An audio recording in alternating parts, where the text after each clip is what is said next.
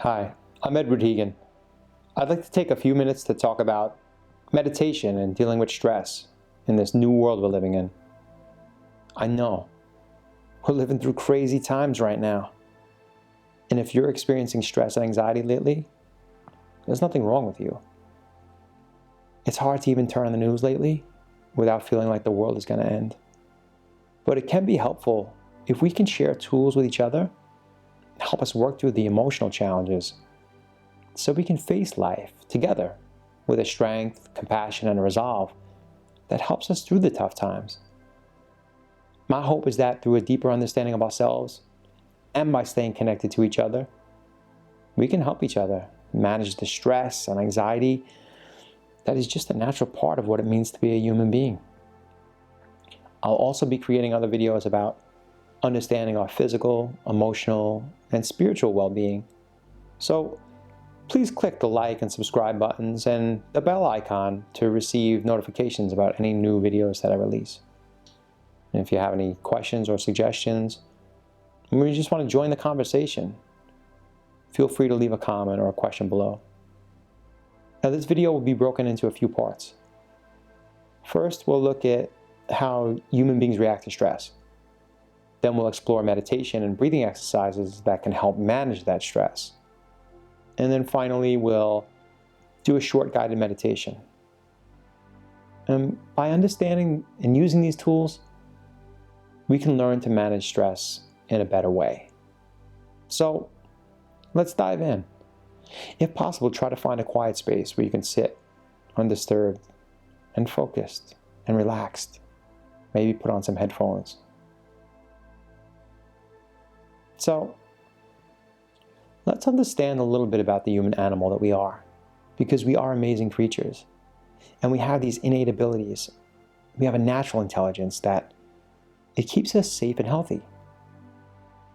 Our species has survived for millennia because of our ability to sense danger that poses a threat to our safety and our well-being. And when we sense danger, our sympathetic nervous system triggers the fight or flight response. So imagine a caveman back in the day being chased through the jungle by a saber-toothed tiger. His stress hormones like adrenaline and cortisol flood the system. Our heart rate and blood pressure increases. Blood is moved away from the digestive tract and into the muscles. And we increase oxygen supply by this shallow thoracic breathing. We're ready to fight and confront the beast or escape the danger to safety. But modern world stress is different. There's no scary beast chasing us through the jungle, but our bodies and our minds can't tell the difference between stress from being chased by a tiger and being late for work or being afraid of getting sick. And nowadays, many things can trigger the fight or flight reaction. Too much caffeine, feeling overwhelmed by responsibilities, kids, bills, relationship stress. And add on to that the chemical stress of an unhealthy diet or the addictive numbing and distraction of alcohol, drugs, social media. We can find ourselves in a constant state of stress, reactivity, unhealthy habits. And when we're living in survival mode, it can feel like we're constantly being chased by a beast. And that's what chronic anxiety is. Some people have been living like this for years. Chronic stress makes us more susceptible to illness. It weakens our immune system. And when the adrenal glands are constantly responding to that chronic stress, they don't function normally. And as a result, it reduces the production of other neurotransmitters like dopamine, serotonin, oxytocin, that are essential for emotional well-being. Bottom line, when we're stressed, we're not absorbing key nutrients properly. We're not releasing hormones that are necessary for emotional well-being, and we're depleting our immune system. This dangerous cycle is why chronic stress is a key contributor to most diseases. So, what's the solution? Well, when the caveman escapes danger, the body can relax, and it returns to rest and digest mode, which is controlled by the parasympathetic nervous system. So, just as the caveman retreats to the safety of his cave, we can learn to create our own inner sanctuary. Now, creating this sanctuary may include making changes to our lifestyle, reducing our caffeine and alcohol intake, changing our diet, regular exercise, adequate sleep. We might also consider making healthy choices regarding relationships with people, places, spending more time with the people we love in quality ways, or spending time in nature.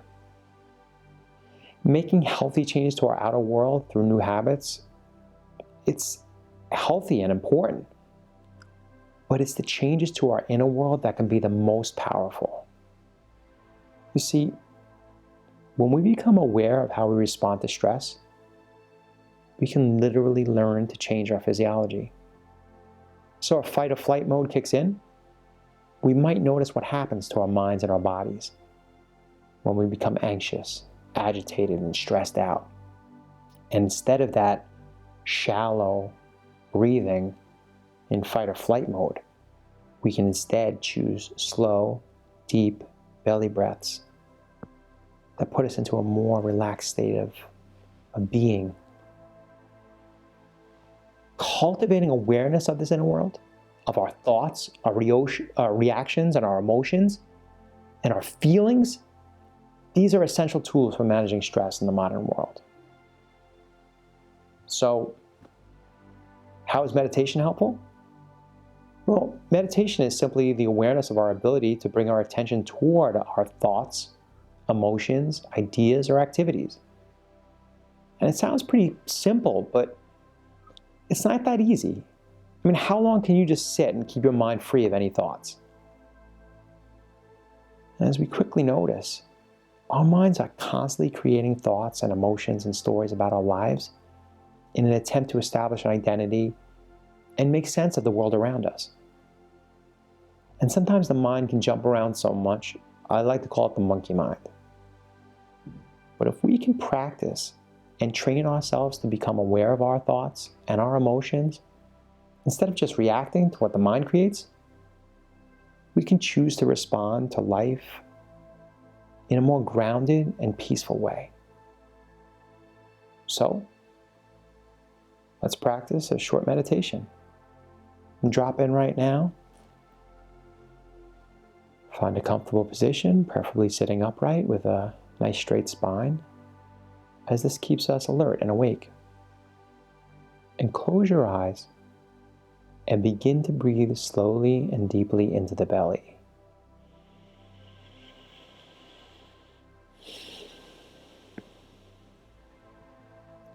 Now, if you're not sure how to breathe into your belly, try to make your belly rise, and if you need to put your hand on it, be mindful of drawing the belly button away from the spine.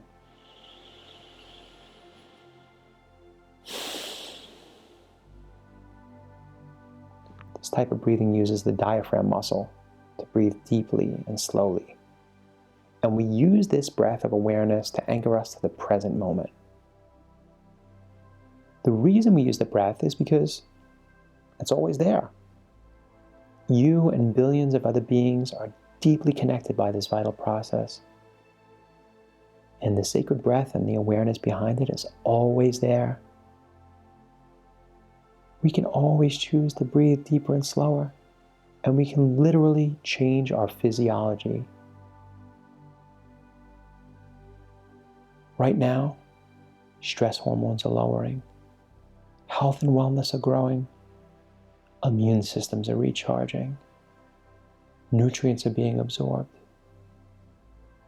And awareness of this knowledge to change our physiology is healthy. It can be a great way to practice self-care. But what about all those thoughts that keep popping into our minds? The stories, the emotions that are constantly popping into the mind. Well, meditation is not about stopping those thoughts or emotions.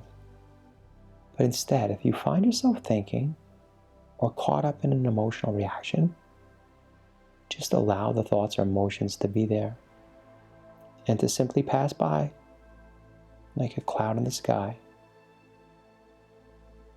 Don't judge them or react to them. Just simply notice them and shift your awareness back to the present moment by noticing your breath.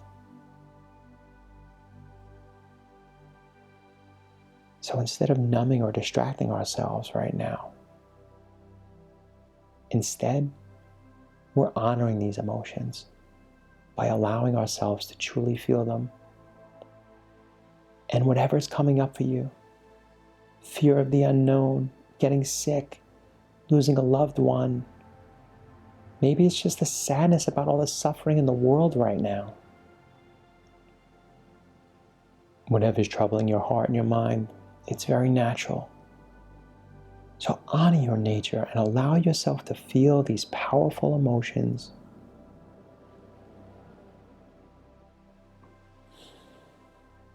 If the sadness or emotions brings tears, allow them to be there. If it's anger or tightness or shame or guilt, allow these feelings to be there. Maybe you were never shown that it's okay to have and express these feelings. Well, it is okay, and your feelings do matter. We spend our whole lives trying not to feel our feelings. It's no wonder we're so addicted to distracting and numbing ourselves. And when we don't allow ourselves time and space to honor these emotions, they manifest themselves in unhealthy ways. Unexpressed emotions can rob us of precious energy and vitality. They become stuck and heavy within inside of us, making us sick. Meditation is not always about a Zen-like peace and happiness. You may experience that with a disciplined practice, but first, we need to free ourselves from the subconscious control of our unexpressed emotions and our past trauma. Shining the light of awareness and attention on these feelings is like letting sunlight and fresh air into the darkness of our suffering. And the simple act of allowing these emotions can begin the healthy flow of energy that can improve our physical, emotional, and spiritual well-being. This is the beginning of understanding years of conditioning that, left unprocessed, leaves us with deep emotional wounds, where we can feel blocked and stagnant. And honoring your past and your past suffering is an essential part of any healing journey. Your story and suffering is real, but they don't need to define or control you. As you allow yourself to see this sacred suffering as a gift to feel more deeply, to practice kindness and compassion toward ourselves and others, to recognize ourselves in each other, it dispels our loneliness and reminds us that we are all deeply interconnected.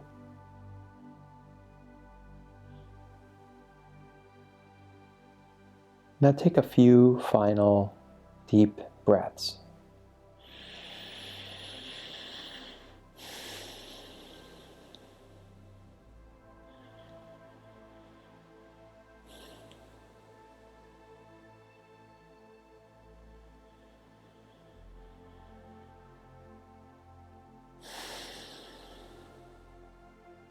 And gently open your eyes and move your body in a way that feels good. Maybe a nice deep stretch. And remember, meditation is not about sitting on a mountaintop in lotus position for hours. But with a simple, regular meditation practice, we can learn to manage our emotions and bring a peaceful awareness to our everyday lives. Whether we're washing dishes, cooking dinner, or spending time locked in the house with our family. Practicing awareness of the present moment is about being responsible for how we engage with the world around us. It's about how we choose to treat ourselves and each other. And remember, when you catch yourself getting stressed, shift your awareness to your thoughts and emotions. Allow a space for them to be there, and breathe slowly and deeply.